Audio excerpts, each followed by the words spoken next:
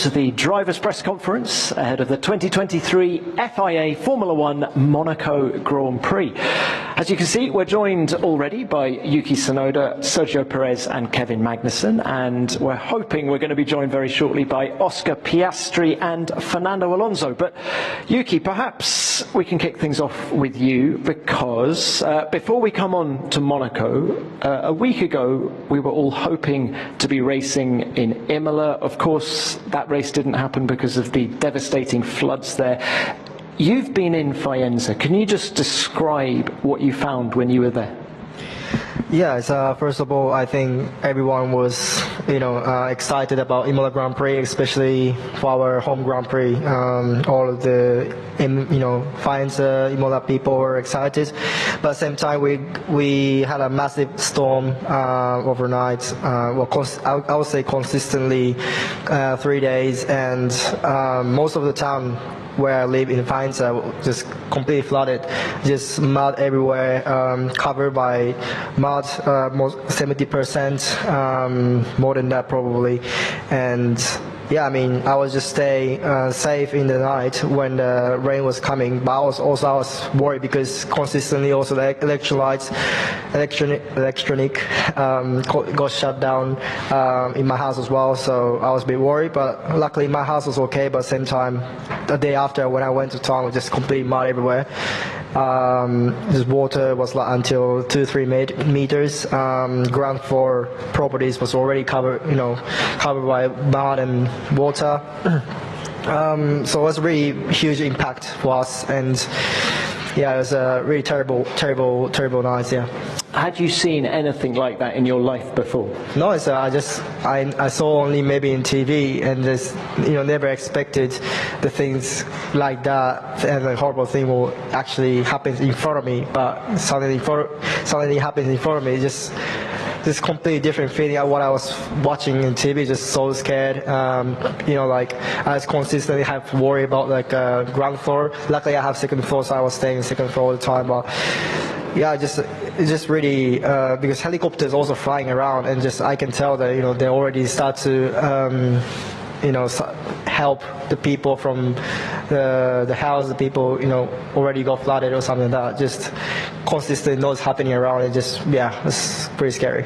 Yeah, very sad scenes, and we wish everybody in the Emilia-Romagna region well.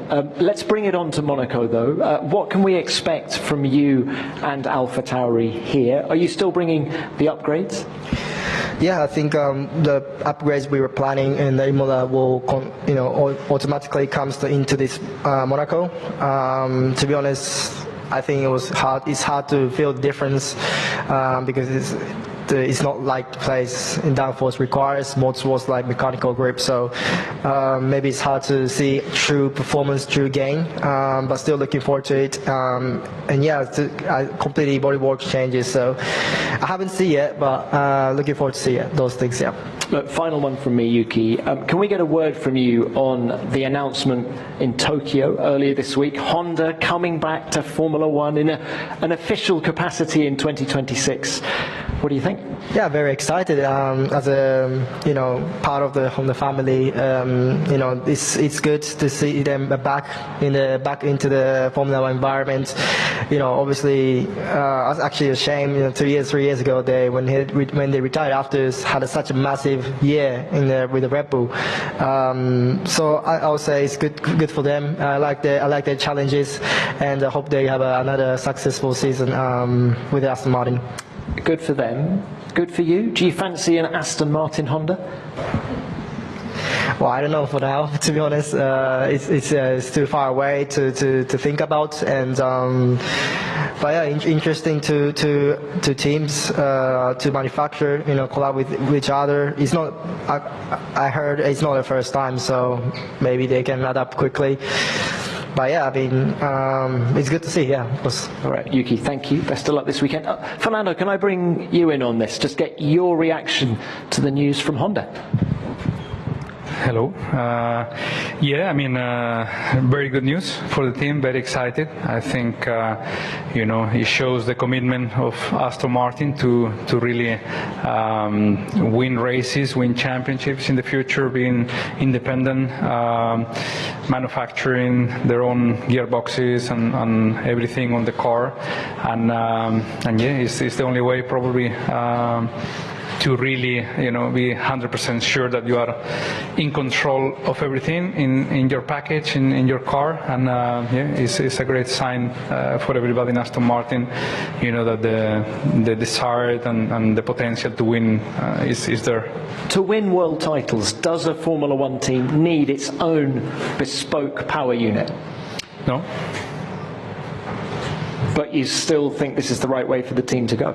I think so, especially in 2026, where the new regulations will come. It is always better if you can develop, I think, your power unit together with the chassis and have everything integrated well in advance, being a works team. I think there are only benefits, but I think that doesn't mean that until 2026 Aston Martin will not have a chance to win the championship. Okay, well, let's bring it on to Monaco this weekend. Many people are excited about your chances, including people inside your own team. Just how much confidence do you have coming into the weekend? I think the same as any other race, to be honest. I think we are not thinking that we are the strongest in Monaco. I don't think that it's going to be a huge change compared to Baku, which is still a street circuit. Miami, I think Ferrari was outstanding in Baku. We could see another great weekend for them here. But then, if I tell you that I don't come here thinking that I can win the race, I will lie to you, because this is one-off opportunity. We know Monaco, Singapore, there are specific racetracks that, you need to gain the confidence on the free practice, get closer and closer to the walls. And yeah, I will attack more than any other weekend, yes. The weather forecast looks mixed, dry or wet. Do you have a preference? No, I don't care. All right, best of luck. Thank you. Kevin, can we come to you now? So Haas, 150 races old this weekend. You've driven in more than 2/3 of those races for the team, 106, I've counted. Time flies. Yeah, absolutely, time flies. When I think about it, it doesn't seem like that many races and that much time. But it's been a lot of fun, and Haas has been my home in Formula One. It's the first team that I fully established myself with. I had one season with McLaren, one season with Renault, but very much Haas became my home in Formula One, and having a great time. How has the team changed since you joined it in 2017? It's changed a lot. I mean, basically the setup and the structure in the team is the same with the Lara and Ferrari, but there's been huge growth and change within the team, the staff, and just the structure of the personnel, how it's all structured between who works at Ferrari, who works at the Lara, and in England and in the US. There's been a lot of change, but I think Haas is a team that came into Formula One as a real new team. They didn't buy an entity, they didn't go in and buy a factory and all those things. It was set up completely from scratch, and I think in a very interesting way, a different way to all the other teams, and it's been a big success, I would say, what Gene and Gunther have done. Pick a highlight for us, or can we guess what that was? Yeah, for sure. I mean, the only time we got P1 was in qualifying in Brazil last year, and what we're all here to do, and what we all dream about is getting the best out of it and finishing in front. And certainly pole position is not what I dreamt about as a kid. That wasn't like the end goal, but for sure so far it was a very big surprise. To get pole position in a Haas is not something that I think anyone could expect, and that was certainly a highlight. Let's bring it on to this weekend. It comes on the back of Miami, where you qualified 4th, finished 10th. Just how much confidence do you have coming here? I think we've been pretty not consistent in terms of results, but at least in terms of performance, I feel like we've had a pretty good package for all these different tracks we've been to this year, and that gives some confidence that this track could be okay as well. I don't think our car has any specific weaknesses or specific strength. I think it's pretty overall. We're in the mix in top 10. We saw in Miami that was a race where everyone finished. There was not even a yellow flag in the race, and we finished 10th, which with everyone finishing and no sort of strategic advantage like a safety car or anything like that, we were in the top 10 still. So I think that's where we aim to be every race, trying to get into the top 10 and score points. All right, well, best of luck this weekend. Checo, coming to you now. Brilliant race here last year to take victory, but this year, how vulnerable does Red Bull feel coming into the weekend? We certainly know that it's not our strongest circuit, no? Where we will struggle a bit to show our strengths, but it's still Monaco. I think come Saturday, you really need a good warm-up on your tire. That definitely is the key around here, and I just have to say that let's say it's not our strongest circuit, but we will see. It's still Monaco, and anything can happen. Who are the main threats? Do you see Fernando as a threat? Is Ferrari a threat? Certainly, I think, Fernando, the Ferraris, I do expect them to be quite strong as well, like they were in Baku, and obviously over one lap around this place, they will be strong. So yeah, I do expect them to be quite strong, and also Mercedes can be in the mix.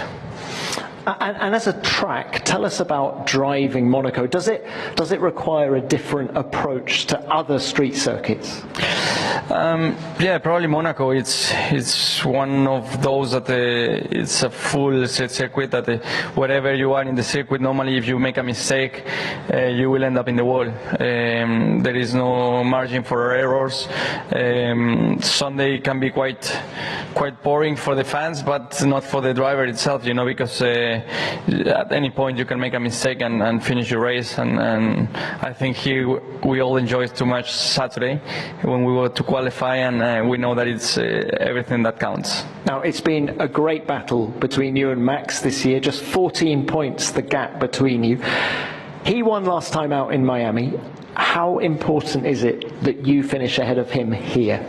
Yeah, it's certainly important. I don't want him to start building that gap on points. So obviously, every weekend it's a new opportunity to reduce the distance.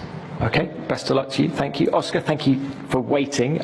Let's throw it back to Miami. A frustrating race for McLaren. Do you understand why the car struggled so much there? Yeah, I think going into the weekend we had a feeling that some of the corners might not suit us very well, and it turned out to be the case. In the race for both myself and Lando, we had both some issues, so I think it made it look even worse than it was. But yeah, in saying that, I think we've analysed that quite heavily, and hopefully we can make some steps to improve in those kind of conditions. Do you think the layout of Monaco will suit the car better? I hope so. I think also it's supposed to be a lot colder than Miami.